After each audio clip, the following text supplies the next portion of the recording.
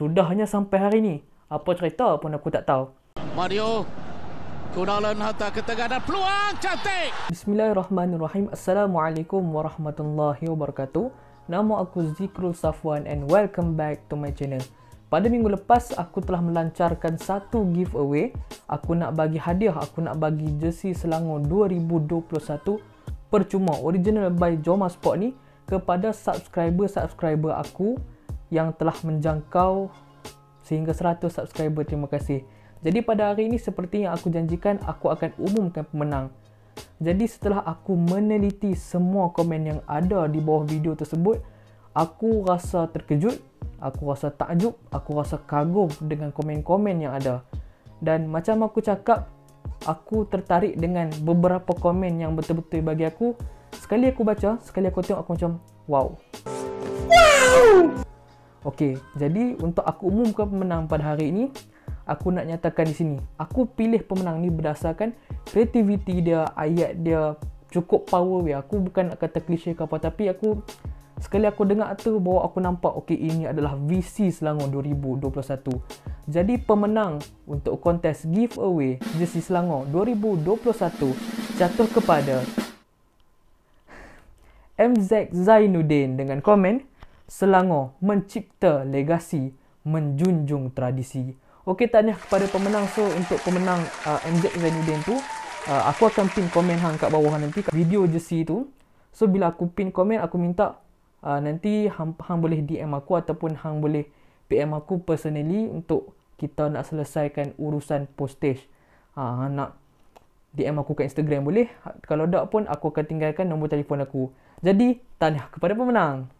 Okey, pada minggu ini aku akan bercakap tentang satu topik yang cukup panas, cukup hangat meletup diperkatakan hampir ke seluruh penggemar bola sepak tempatan, bola sepak tanah air kita, iaitu isu berkenaan perpindahan Mohammadul Sumareh, pemain naturalisasi negara kita, ke Johor Darul Takzim. Okey, jadi untuk topik kali ini, aku akan datangkan satu perspektif ataupun satu pandangan aku yang berbeza daripada orang lain. Mungkin ada yang tak bersetuju dengan apa yang aku katakan hari ini. Ikutlah, nak percaya ke tak, ini satu kebenaran ataupun tidak, terpulang. Okey, aku nak cakap hari ini juga tentang isu ni dengan 3 pasukan yang terkait. Iaitu pertama, aku nak nyatakan kronologi cerita ini berkenaan kes ini dengan 3 pasukan, iaitu pasukan pertama, pasukan Selangor, yang kedua pasukan Pahang, dan yang ketiga pasukan Johor Darul Takzim sendiri. Okey, mari kita mulakan. Bermula kes ini, kronologi yang paling awal sekali sebelum pasukan Pahang ni jadi cerita 45 juta ke apa lagi aku cerita.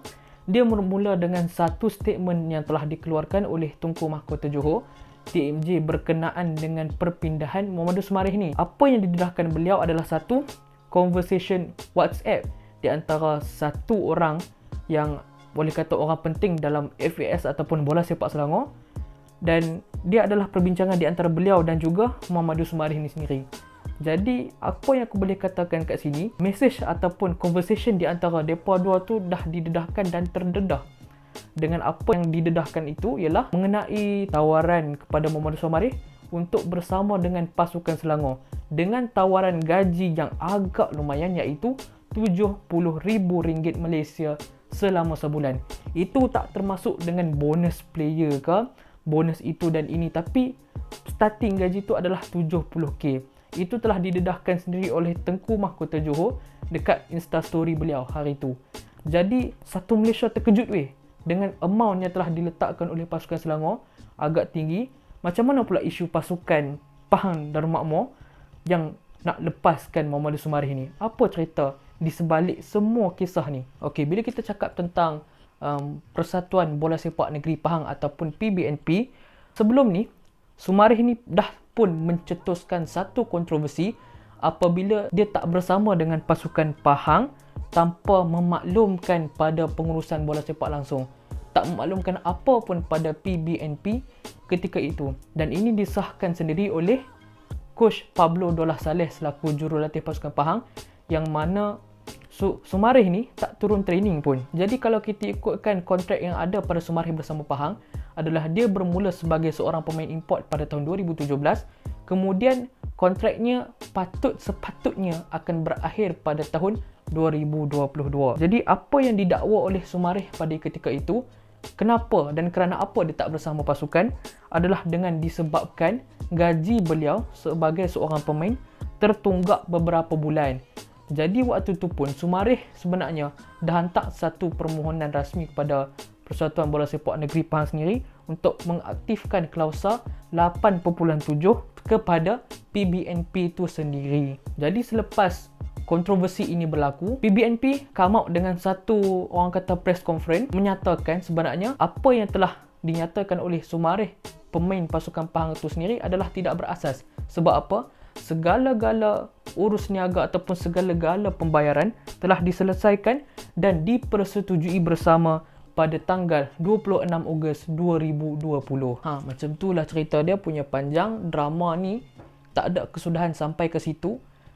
Jadi waktu tu cerita isu kontroversi melibatkan Soumaré ni mula terhenti seketika sebab dia pun dah dipinjamkan ke pasukan Polistero FC. Untuk perpindahan ke Polistero FC ni, kenapa Soumaré rasa dia perlu dan dia rasa dia patut berbuat demikian adalah, kalau kita tengok dalam peraturan FIFA 14 bis, jika seseorang player itu dia tak dibayar gaji selama 2 bulan berturut-turut, maka dia boleh tamatkan kontrak dengan pasukan tersebut.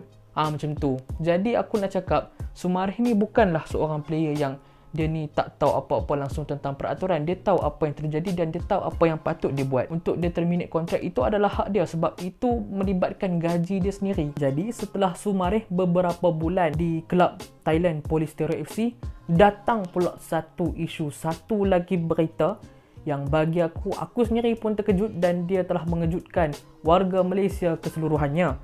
Okey, pada 6 Februari 2021, FIFA menyuruh PBNP untuk membayar sebanyak 4.99 juta, kira senang cerita dekat 5 juta lah ringgit Malaysia, kepada Soumaré. Maksudnya PBNP kena bayar jumlah gaji yang tertunggak sebanyak jumlah yang aku nyatakan tadi kepada Muhammadul Soumaré. Jadi FIFA tegaskan lagi, jika dalam tempoh 45 hari ini PBNP gagal untuk membayar hutang gaji yang tertunggak oleh Muhammadul Soumaré ini, jadi FIFA boleh kenakan satu tindakan yang tegas, iaitu dengan kita ban, FIFA akan ban Pahang daripada buat apa-apa transfer ataupun apa-apa perpindahan pemain ataupun pembelian pemain, juga pemotongan mata macam mana yang pernah dialami oleh beberapa pasukan di dalam Liga Malaysia kita, macam pasukan Kelantan sebelum ni, betul tak?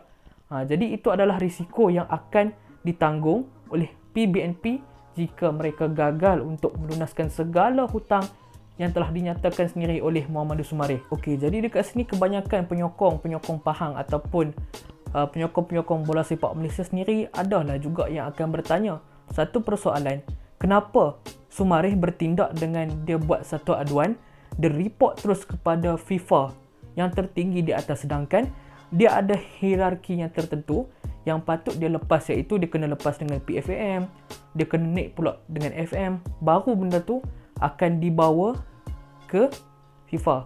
Tapi suka untuk aku ingatkan bahawa kes ini terjadi, aku kata macam apa, okey, gaji ni tertunggak sejak mana Soumaré ataupun Muhammadul Soumaré ini adalah seorang pemain import, belum lagi jadi pemain naturalisasi dan belum lagi mendapat kerakyatan Malaysia pada ketika itu. Sebab itu, sebagai seorang pemain import, dia ada hak dan dia boleh berhubung terus ke FIFA mengenai isu ataupun apa yang berlaku dalam pasukan ini terhadap diri dia. Itu apa yang aku boleh jelaskan serba sedikit kenapa dia jadi macam ni. Jadi setelah PBNP didesak oleh FIFA untuk melunaskan segala hutang gaji tunggakan kepada Muhammadul Soumaré ini, mereka bertindak balas dengan keluarkan satu statement lagi yang mana mereka akan angkat kes ini ke Mahkamah Timbang Tarasukan. Aku macam tak tahulah bila kesudahan cerita ni akan berakhir.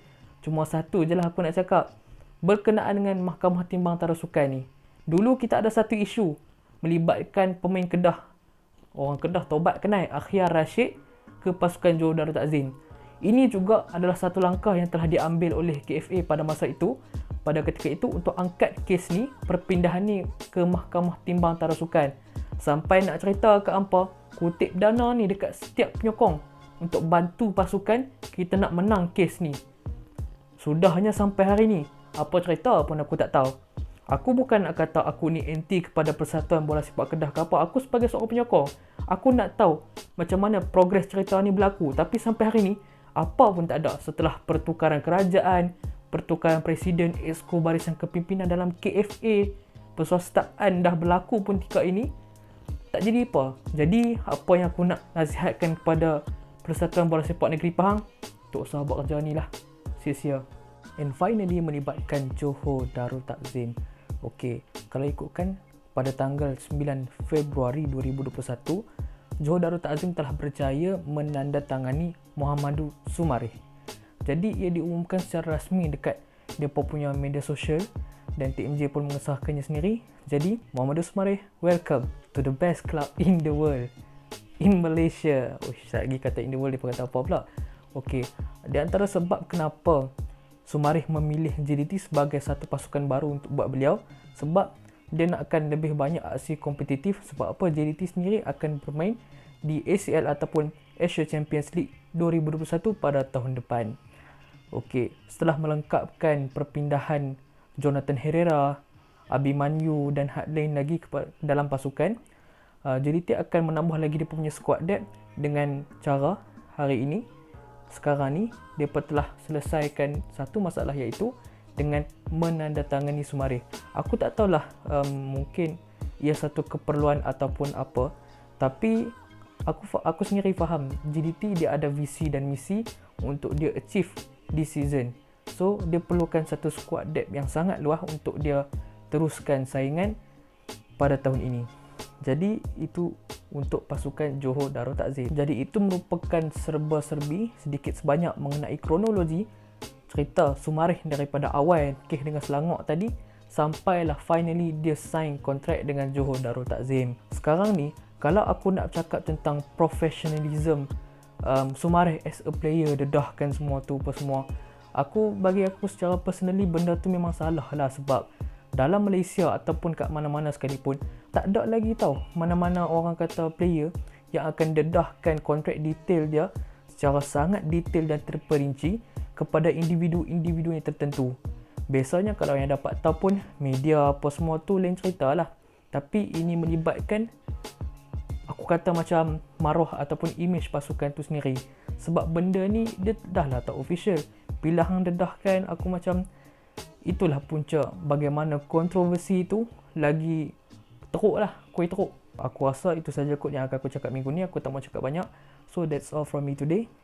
Kalau hampa suka dengan video ni, hampa boleh like, hampa boleh komen dekat bawah dan hampa boleh subscribe channel ni. Okay, that's all from me today. Assalamualaikum. Ciao. Yeah, you know what it is. Everything we do it big. Yeah.